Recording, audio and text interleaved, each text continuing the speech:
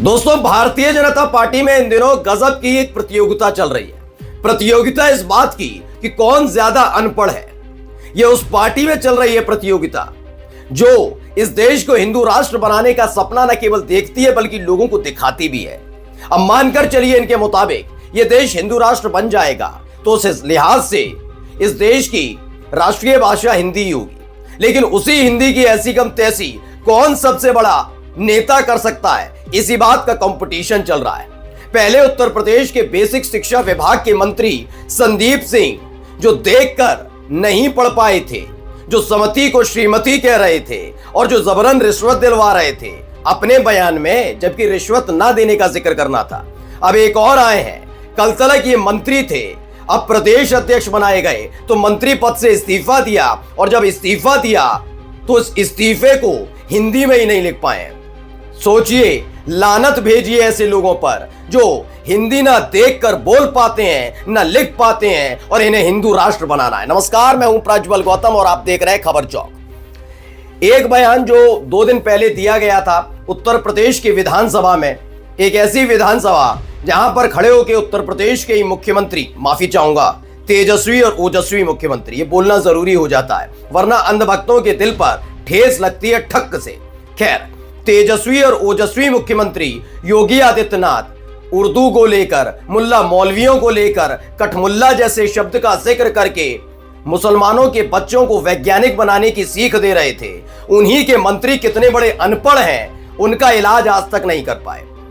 योगी आदित्यनाथ दूसरों के बच्चों को के भविष्य को तब संवारिए, मुसलमानों के बच्चों का भविष्य तब संवारिए, पहले आपके अपने विभाग का, वो भी शिक्षा मंत्री, अनपढ़ ना हो तो, जो देखकर एक लाइन सटीक ना पढ़ पाए। खैर, बात अब संदीप सिंह से आगे की निकल गई है क्योंकि यह देखा जा रहा है कि कौन सबसे बड़ा अनपढ़ साबित होगा।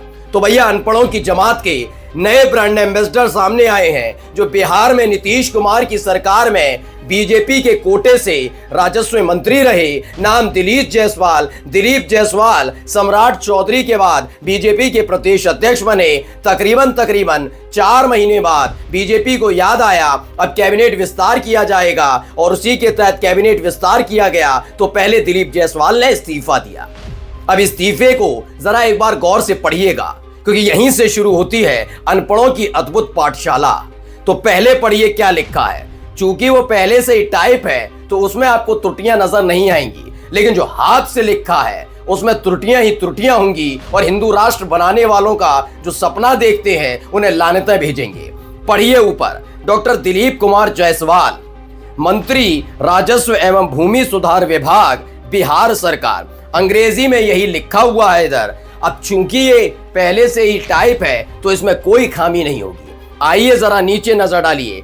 26 फरवरी 2025 की एक घटना है जब सेवा में माननीय मुख्यमंत्री जी बिहार सरकार, जिस राज्य में इतने साल इनकी सरकार रही, इतने साल से ये मंत्री रहे, इन्हें बिहार तक लिखना नहीं आता। धन्य हो मंत्री जी। खैर, सादर सूचित करना है, सूचित वूचित नहीं करना, सूचित कर देना है इन्हें। अब सूचित और सूचित में अंतर क्या होता है ये मोदी शाह से मत पूछिएगा। ये उनका भारत को हिंदू राष्ट्र बनाने का जो सपना देखा जाएगा, उसके बाद जो नई भाषा का इस्तेमाल किया जाएगा वो बीजेपी वालों के पूछकर ही तैयार किया जाएगा। हो सकता है उसमें सूचित को सूचित ही लिखा जाए। खैर, नई पाठशाला की तैयारी हर कोई कर ले। खैर, आगे लिखिए, पढ़िए। सादर सूचित करना है कि मैं डॉक्टर दिलीप कुमार जायसवाल, सिर्फ अपना ही नाम सही लिखा मंत्री जी ने, मंत्री राजस्व एवं भूमि सुधार विभाग के पद से स्वेच्छा से इस्तीफा देता हूं। यह मात्राओं का ज्ञान कितना अद्भुत है, मंत्री जी को अंदाजा लगाइए।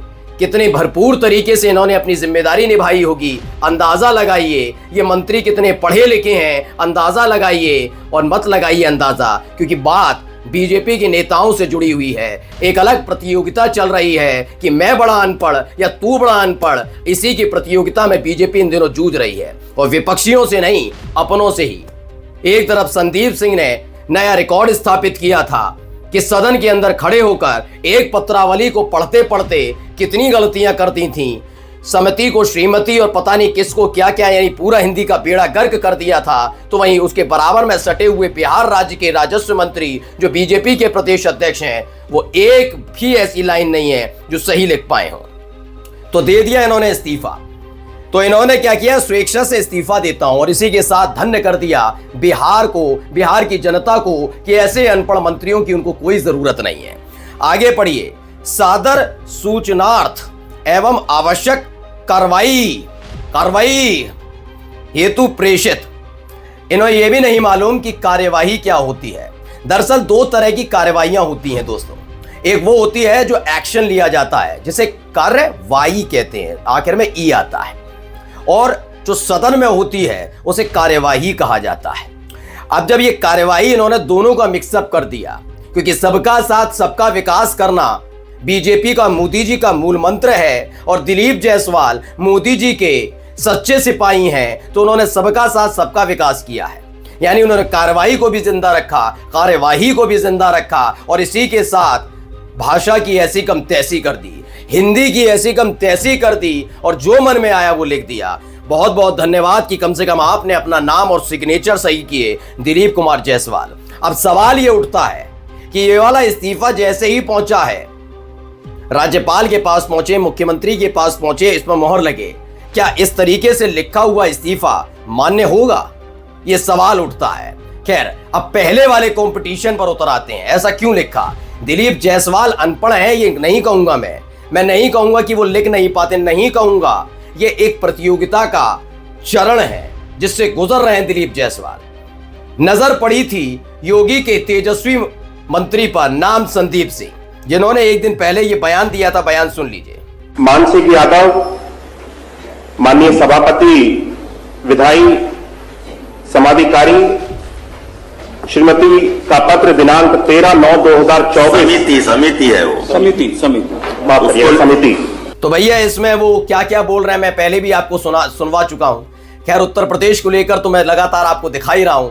योगी आदित्यनाथ बड़ी बड़ी बातें करते हैं, बच्चों को वैज्ञानिक बनवाएंगे, बच्चों को अब्दुल कलाम बनवाएंगे, बच्चों से कहते हैं वो साहित्य की बात करें, बच्चे साहित्यकार बने, इतिहासकार बने। बस अपने ही मंत्री को उन्होंने अनपढ़ छोड़ दिया, और इस कदर अनपढ़ छोड़ा है कि अपनी शपथ भी लेते लेते यही वाले मंत्री संदीप सिंह अटक भटक गए थे। तब भी समझ में नहीं आया योगी आदित्यनाथ को कि ऐसे मंत्री को बाहर कर देना चाहिए, लेकिन नहीं, रखने की मजबूरी है। परिवारवाद के नाम पर दूसरों पर ठीकरा फोड़ने वाले, ये समझ नहीं आया कि बच्चों के, उत्तर प्रदेश के छोटे छोटे बच्चों के भविष्य का फैसला करने वाला मंत्री इतना अनपढ़ कैसे हो सकता है। कैसे हो सकता है वो इतना अनपढ़ कि अपनी ही विभाग की एक सूची को पढ़ ना पाए? कैसे हो सकता है वो पत्रावली देख कर ना पढ़ पाए? कैसे हो सकता है कि वो देख कर भी शपथ ना ले पाए? खैर, उनसे क्या गिला होगी जब पड़ोस में ही बीजेपी के एक और नेता अपने ही इस्तीफे को ढंग से लिख नहीं पाते। खैर, राम राज है, और हो सकता है नाम बदलने वालों की सरकार में शुद्ध हिंदी इसे ही कह दी जाए। नमस्कार।